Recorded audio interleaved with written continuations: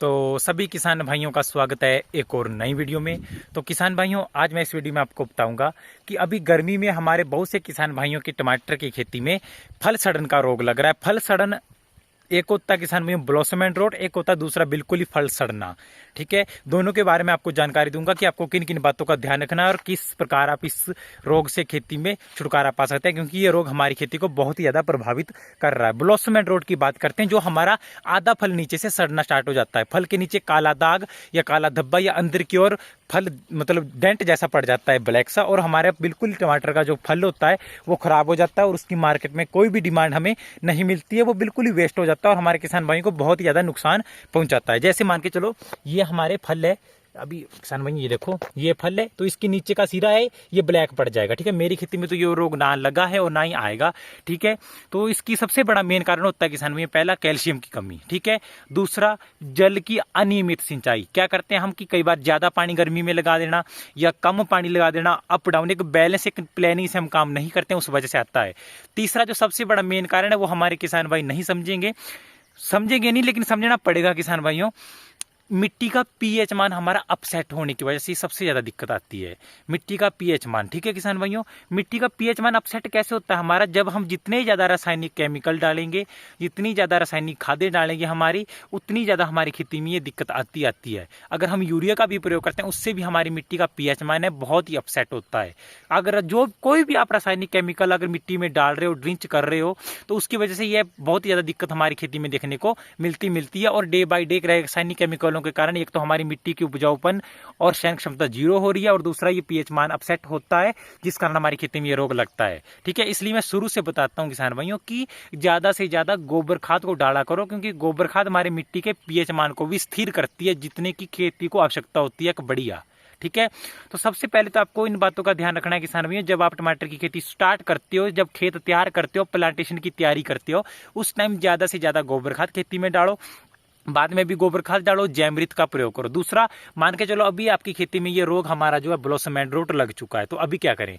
सबसे पहले तो किसान भाइयों आप पानी की व्यवस्था अच्छे तरीके से करो। नॉर्मल एक अच्छे तरीके से प्रॉपर पानी लगना चाहिए, क्योंकि ये जो समस्या ब्लॉसम एंड रोट की, जो आधा फल सड़ जाता है, ये अभी के टाइम में जून महीने में हमारे हाई टेम्परेचर में आती है, तो जो फल सड़ने स्टार्ट हो जाते हैं, इसके लिए आपको क्या करना है, सबसे पहले तो जल निकासी की व्यवस्था और जल लगाने की व्यवस्था बढ़िया रखो। ना पानी ज्यादा खेत में होना चाहिए, ना कम पानी होना चाहिए। दूसरा, कैल्शियम नाइट्रेट का प्रयोग करो, उसको चाहे जड़ों में ड्रिंच करो या स्प्रे वाला आता है उसका, दोनों का प्रयोग करो, जिससे आपकी खेती में बढ़िया। और ज्यादा से ज्यादा गोबर खाद डालो, मतलब जैमृत तैयार करो, उसको पानी के साथ ड्रिंच करो।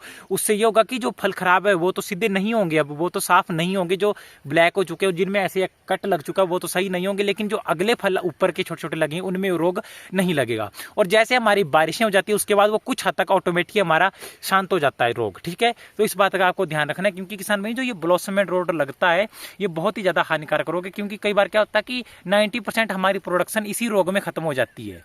सबसे पहले तो आपको ध्यान देना कि जो भी आपके फल सड़े हुए हैं उनको सबको तोड़ो, उसके बाद कैल्शियम नाइट्रेट की स्प्रे करो। अगर कैल्शियम नाइट्रेट के आप नहीं देना चाहते हैं तो पानी अच्छे तरीके से लगाओ, फल तोड़ने के बाद जो खराब फल उनको तोड़ो, पानी अच्छी तरीके से लगाओ, जैमृत डालो, गोबर खाद को पानी के साथ गुड़ डालकर घोलकर 3-4 दिन रखो, उसको डालो। ठीक है, उनके प्रयोग से या जैविक खादों को डालो या बायोस्टिमुलेंट डालो, जिनके आप अच्छे तरीके से प्रयोग करो, फिर आपको कुछ हद तक रिजल्ट देखने को मिलेंगे। लेकिन अगर आप स्टार्टिंग में जब प्लानिंग से काम करोगे किसान भाई, तो ये दिक्कत देखने को नहीं आएगी, क्योंकि मेरे खेत में देखो कोई भी एक भी फल ऐसा नहीं है अगले महीने ये हार्वेस्टिंग आ जाएगी, क्योंकि जो लगने का इसका कारण है हाई टेम्परेचर भी होता है, और अभी जून के महीने में लगता है ये रोग, बाकी अदरवाइज ये इसके लगने के चांस 10% होते हैं। जून महीने में हमारा ये लगता है, बाकी मेरे में तो कोई भी नहीं लगना। नीचे वाले फलों का मेरे भी प्रॉपर साइज खेती में बढ़ना शुरू हो चुका, पीछे देख सकते हैं आप, फल आपको दिख रहे होंगे हरे हरे, तो ये नहीं लगेगा, क्योंकि अगर आप मैं ज्यादातर गोबर खाद ही प्रयोग करता हूँ हमारी, तो इसलिए आपको भी इन सब बातों का किसान भाइयों ध्यान रखना है।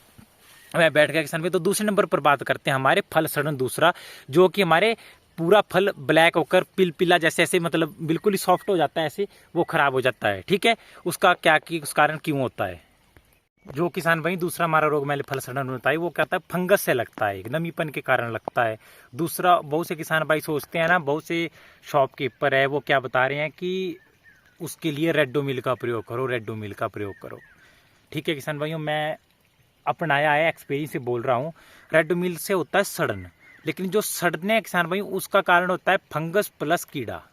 आप सभी ध्यान देना किसान भैया, मैं गारंटी देता हूँ जिन क्षेत्रों में अभी बारिशें शुरू हो जाएंगी तब वो एकदम से फल ये हमारा सड़न रोग है स्टार्ट हो जाएगा। जैसे हमारा एक गुच्छा है ना, ये पूरा गुच्छा है, एक फल खराब हो गया पूरा गुच्छा खराब हो जाएगा दूसरे दिन में।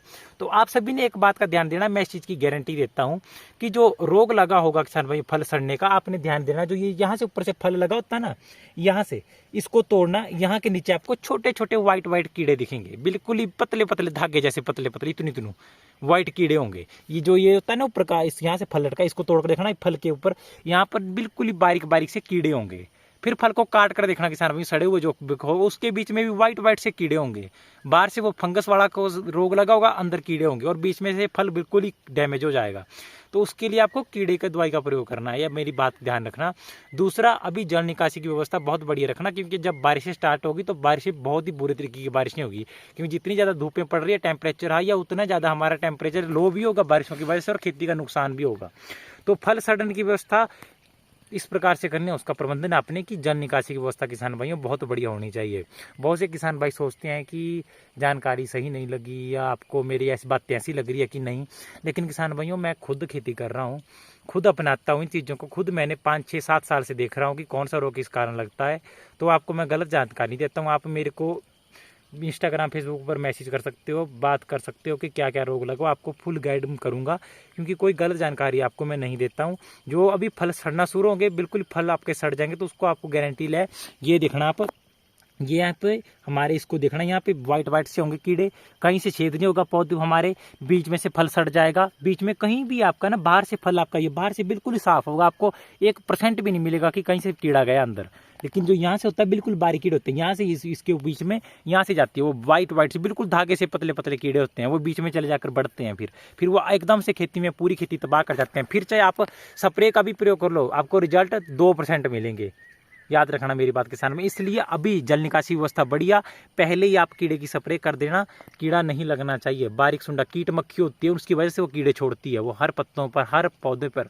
तो इन चीज़ों का आपको ध्यान रखना है। आपका भानु भाई आपको कभी भी गलत जानकारी नहीं देता है। आप सभी कमेंट चेक करना, वीडियो में बहुत अच्छे कमेंट कर रहे हैं, बहुत से भाइयों को सही जानकारी लग रही है, बहुत से अच्छे व्यूज़ आ रहे हैं, बंदे कमेंट कर रहे हैं, जो मैं प्रोडक्ट को आपको रिकमेंड करता हूँ कि इनका प्रयोग करो किसी भी रोग के लिए, तो 100% बढ़िया किसान भाई को रिजल्ट मिल रहे हैं। ठीक है, इसलिए मैं आपको पहले से कहता हूँ, जैसे फल सड़ने की समस्या आती है, ब्लॉसम रोट, अगर आप जैविक खाद का प्रयोग करते हो ना तो हमें ये दिक्कतें नहीं आती है। अभी मेरे को बहुत से मैसेज आ रहे हैं, हमारे आस पड़ोस में भी बहुत से लोग पूछ रहे हैं कि यार ब्लॉसम रोट लगा हुआ है, फल सड़न लगा हुआ है। तो इन चीज़ों का आपको ध्यान रखना है। और खेत में हवा क्रॉसिंग की जगह भी बढ़िया होनी चाहिए। मैंने पहले बताया था आपको कि बेड है हमारी, जैसी क्यारी देखो कितनी खुली है, मैं आराम से बैठा हुआ हूँ, इसमें से हवा क्रॉस आसानी से हो जाएगी, जो भी गैसेस बनती है बीच में वो भी साइड में निकल जाएगी हवा से। इसलिए बोलता हूँ किसान भैया, क्योंकि खेती बाड़ी एक उल्टे सीधे तरीके से तुक्के से एक आधा साल या एक आधी बार हो जाएगी। अगर परमानेंटली ये काम करना है आपको एक टेक्निकल तरीके से, एक बिजनेस की तौर पे, तो भाई नियोजन से काम करना पड़ेगा। अदरवाइज नॉर्मल तो हर कोई बोलता है यार ये रोग नहीं लगा था, मैंने भी 500, 1000, 2000 पौधा लगाया था। लेकिन अगर आप बिजनेस के तरीके से चलोगे, आपको तो प्लानिंग से काम करना पड़ेगा, हर चीज़ का ध्यान रखना पड़ेगा, कौन से टाइम पे मेरे को कौन सा काम करना है, टाइमिंग बनानी पड़ेगी, तब खेती जाके बिजनेस के तौर पर आपको प्रॉफिट देगी। ठीक है, जितना आप दोगे खेती को, कितना उसका डबल आपको देगी। ठीक है किसान भाइयों, तो इन बातों का आपको ध्यान रखना है। तो आपको जो भी मैंने जानकारी दी किसान भाइयों बढ़िया लगी, सही लगी, तो वीडियो को लाइक करना, कमेंट करना, चैनल को सब्सक्राइब जरूर करना और ज़्यादा से ज़्यादा वीडियो शेयर करना। तो मैंने क्या बताया आपको, ब्लॉसम रोट के लिए जैविक खादों का प्रयोग करो, फल तोड़ दीजिए, उसके बाद कैल्शियम नाइट्रेट का प्रयोग कीजिए। दूसरा, जल लगाने की बड़ी व्यवस्था कर लो। और दूसरा जो ये बताया मैंने, फल सड़न का जो अभी सड़ेगा, अभी मैं फिर से वीडियो लेकर आऊँगा, अभी किसी न किसी के किसान भाई के सड़ेंगे, उससे मैं वीडियो मंगवाऊंगा, फिर उसके आपको बताऊंगा कि ये देखो कीड़े लगे हुए हैं। ठीक है, इस चीज़ का आपको ध्यान रखना है, आप अपना कर देख लेना, आपका भानु भाई आपको कभी भी गलत जानकारी नहीं देता है। ठीक है, फल हमारे बढ़िया लगे हुए हैं। रस्सी बांधने की वीडियो कल आएगी हमारी, आज मैं वीडियो नहीं बना पाया, मैंने कहा था क्या 2 दिन बाद आएगी, सॉरी, लेकिन पर कल आपको शाम को पक्का वीडियो हमारी आएगी रस्सी बांधने की। आप सभी देख सकते हैं पीछे मैंने उसी तरीके से रस्सी बांधी हुई है, और आप सभी फल भी देख सकते हैं। अभी पौधे हमारे देखो छोटे छोटे फल लगे हुए हैं, यहाँ पर देखो, यहाँ पर देखो, यहाँ पर देखो, यहाँ पर देखो, यहाँ पर देखो, ऊपर देखो, यहाँ पर फ्लावरिंग है, ऊपर और फ्लावरिंग पड़ती जा रही है। इसके फायदे बहुत है, उस तरीके रस्सी बांधने का आपको पूरी डिटेल में जानकारी दूंगा। तो आपको बस प्यार स्पॉट बनाए रखना किसान भाइयों, आपको सही जानकारी मिलेगी और एक 100% जेन्युइन जानकारी मिलेगी। ठीक है किसान भाई, तो मिलते हैं किसी नई वीडियो में। ज़्यादा से ज़्यादा वीडियो में शेयर करना और कमेंट करके जरूर बताना आपको अपने भाई की वीडियो कैसी लगी है। ठीक है किसान भाइयों, सबको सपोर्ट करते हो, मुझे भी सपोर्ट करो किसान भाइयों, ताकि मैं आपके लिए हमेशा मोटिवेट होकर बढ़िया से बढ़िया कंटेंट लेकर आता रहूँ। ठीक है किसान भाइयों।